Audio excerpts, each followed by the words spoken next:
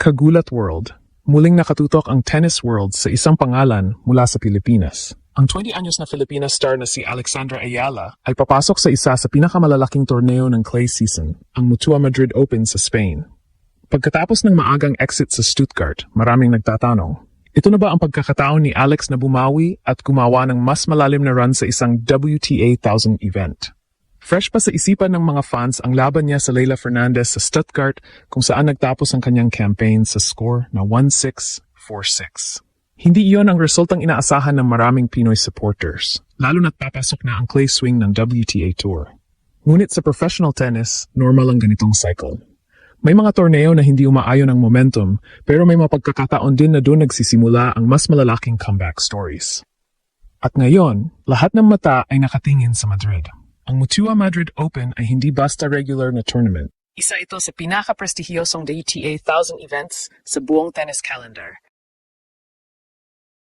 Ginaganap sa sikat na Casa Magica Complex sa Spain.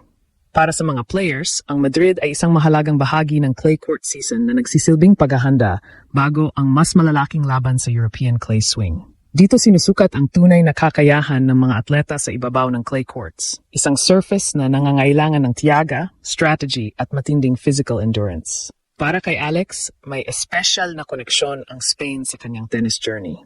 Bata pa lamang siya ay nakilala na siya bilang isa sa pinakamagaling na junior players sa mundo, matapos niyang manalo sa Les Petites As Tournament sa France noong teenager pa siya. Mula roon, nagpasya ang kanyang pamilya na dalhin siya sa Spain upang mag-training sa world-class tennis environment. Doon siya hinubog sa clay courts at doon din niya mas pinahusay ang kanyang footwork, topspin control at tactical discipline. Hindi nagtagal, nagsimulang makita ng tennis world ang kanyang potensyal. Noong 2025, nagkaroon siya ng breakout year sa professional circuit. Isa sa pinakamalaking highlights ng kanyang career ay ang kanyang historic semifinal run sa Miami Open bilang wildcard entry. Isang tagumpay na naglagay sa kanya sa global tennis spotlight at ginawa siyang unang Filipina na umabot sa ganitong yugto ng isang malaking WTA event. Bukod dito, nakakuha rin siya ng titulo sa WTA 125 tournament sa Guadalajara at naging runner-up sa Eastbourne. Mga resulta na nagpatunay na kaya niyang makipagsabayan sa mas mataas na antas ng kompetisyon. Dahil sa mga resultang iyon, umakyat siya sa career high ranking na nasa top 30 noong unang bahagi ng 2026. Ngunit tulad ng maraming young players sa tour, ang pag-akyat sa rankings ay may kasamang pressure at expectation. Nang hindi niya na ipagtanggol ang ilang ranking points mula sa nakaraang season, bahagyang bumaba ang kanyang ranking papuntang paligid ng top 50. Para sa maraming atleta, ang ganitong sitwasyon ay nagiging turning point. Ito ang dahilan kung bakit napakahalaga ng Madrid Open para kay Alex ngayong taon. Hindi lamang ito isang tournament. Ito ay pagkakataon upang muling ipakita na ang kanyang pag-angat sa world rankings ay hindi aksidente.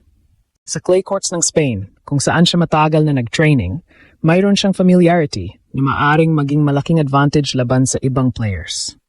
Kung susuriin ang kanyang playing style, maraming aspeto ng kanyang laro ang bagay sa clay surface. Bilang left-handed player, kaya niyang mag-generate ng heavy topspin na nagiging mas epektibo sa mabagal na bounce ng clay courts.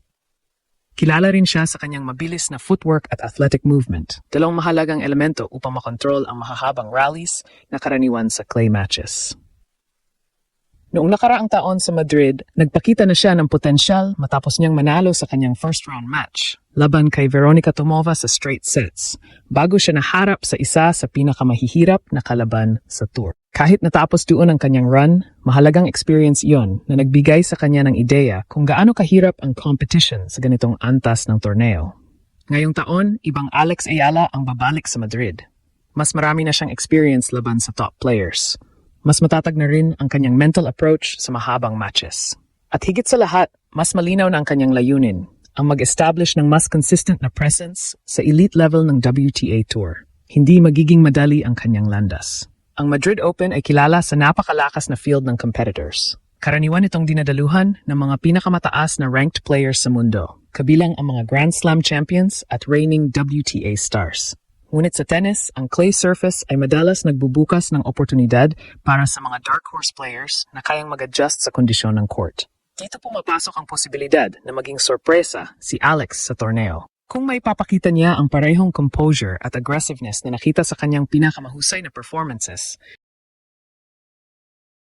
May pagkakataon siyang gumawa ng mas malalim na run kaysa sa nakaraang taon.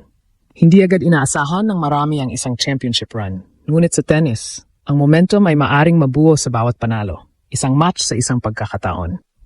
At habang papalapit ang opening day ng Madrid Open, lalong tumitindi ang excitement ng Filipino fans sa buong mundo. Sa bawat tournament na nilalaruan ni Alex, hindi lamang siya kumakatawan sa sarili niyang career, kundi pati na rin sa pag-angat ng Philippine tennis sa international stage. Mula sa backyard courts nung bata pa siya, hanggang sa mga world-class arenas ng Europe, malinaw na napakalayo ng narating ng kanyang journey. Ang mga sakripisyo ng kanyang pamilya, ang matinding training sa Spain, at ang suporta ng Filipino community ay naging bahagi ng pundasyon ng kanyang tagumpay. Ngayon, sa gitna ng clay courts ng Madrid, muli niyang haharapin ang hamon ng isa sa pinakamalalaking tournaments ng season. Maaring hindi pa tiyak kung makakamit niya ang isang WTA 1000 title sa pagkakataong ito. Ngunit isang bagay ang malinaw. Ang bawat laban na nilalaro niya ay patuloy na naglalagay sa Pilipinas sa mapa ng world tennis. At para sa mga kabataang Pilipino na nangangarap maging professional athletes balang araw, ang kanyang paglalakbay ay nagsisilbing patunay na posible ang makipagsabayan sa pinakamagagaling sa mundo. Habang nagsisimula ang Madrid Open, isang tanong ang nananatili sa isip ng maraming fans. Hanggang saan ang mararating ni Alex sa clay courts ng Spain ngayong taon? Ano man ang maging sagot, siguradong muli na namang tututok ang buong Pilipinas sa bawat serve rally at match point ng kanilang tennis pride. Kung titignan sa mas analytical na perspective ang sitwasyon ni Alexandra Ayala papasok sa Mutua Madrid Open, mahalagang maunawaan ang dynamics ng clay court season sa WTA Tour. Ang Madrid ay isang unique clay event dahil mas mataas ang altitude ng lungsod kumpara sa ibang European tournaments. Dahil dito, mas mabilis ng kaunti ang bola kumpara sa traditional clay courts tulad ng sa Rome o Paris. Para sa isang aggressive baseliner tulad ni Alex, maaring maging advantage ito dahil mas nagiging effective ang kanyang topspin forehand at left-handed angles. Isa pang factor ay ang kanyang tactical maturity. Sa nakaraang 2 taon, kapansin-pansin ang improvement sa kanyang rally tolerance at defensive recovery speed. Sa clay courts, ang kakayahang manatili sa mahabang rallies ay critical dahil bihirang matapos agad ang puntos sa unang 3 palo. Kapag na-establish ni Alex ang rhythm sa baseline at napilitan ang kalaban na gumalaw sa buong court, nagkakaroon siya ng pagkakataon na kontrolin ang tempo ng match. Gayunpaman, ang consistency ng serve ang magiging susi sa kanyang performance. Kung maiwasan niya ang double faults at mapanatili ang mataas na first serve percentage, mas magiging competitive siya laban sa mas mataas na ranked opponents. Sa ganitong scenario, may realistic chance si Alex na makagawa ng deep run sa Madrid at muling umakyat sa upper tier ng WTA rankings.